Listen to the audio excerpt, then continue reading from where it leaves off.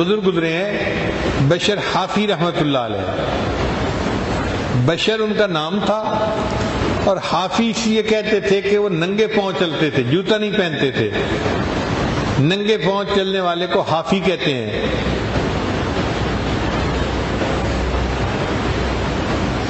قرآن مجید میں بھی یہ لفظ ہے حافین من حول العرش, کہ فرشتے جو ہیں وہ ننگے پاؤں اللہ کے عرش کا طواف کرتے ہیں. یہ بشر حافی شرابی تھے, غفلت کی زندگی تھی. اللہ کی شان دیکھیں, ایک دن نیند بے ہوشی کی عالم میں چلے ہوئے جا رہے تھے کہ انہوں نے زمین کے اوپر ایک کاغذ پڑا ہوا دیکھا. اٹھا کے دیکھا تو اس کے اوپر اللہ کا نام لکھا ہوا تھا. تو عجیب لگا کہ میرے اللہ کا نام اور زمین پر پڑا ہوا ہے. انہوں نے اس کاغذ کو صاف کیا اور ایک دیوار میں اونچی جگہ تھی, وہاں پر اس کو اوپر رکھ دیا. اللہ کو یہ عمل پسند آ گیا کہ میرے بندے نے میرے نام کا احترام کیا اور میرے نام کو نیچے سے اٹھا کر اوپر رکھا. یہ گھر واپس آئے, نشے میں تھے.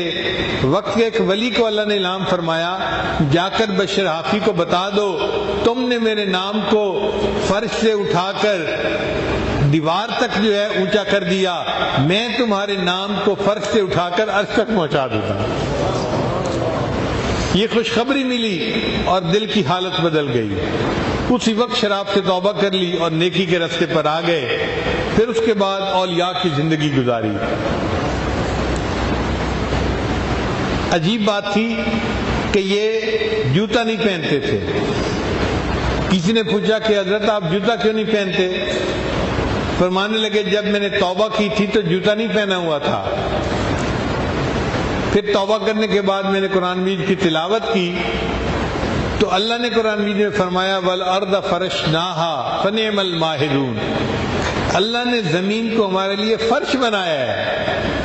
اب مالک الملک نے جس کو ہمارے لیے فرش بنایا, اس فرش کے اوپر جوتے سے چلتے ہوئے مجھے حیا آتی ہے, میں اس لیے جوتے نہیں پہنتا.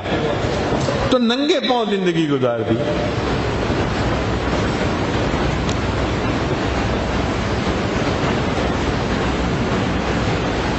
اس شہر میں ایک آدمی تھا جس کے پاس گدھا گاڑی تھی.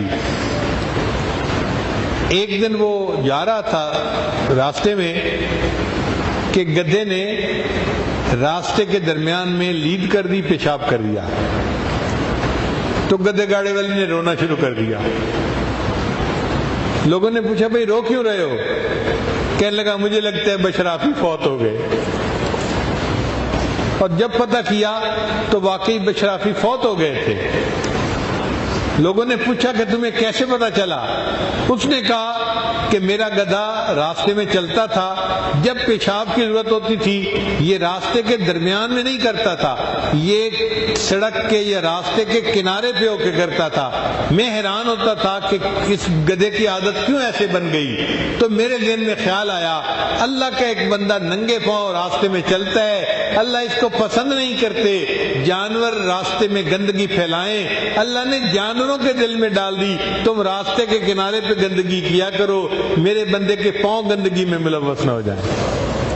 آج چونکہ گدھے نے راستے کے درمیان میں گندگی پھیلا دی تو میں سمجھ گیا وہ جو ننگے پاؤں چلنے والا تھا آج وہ دنیا سے رخصت ہو گیا ہے.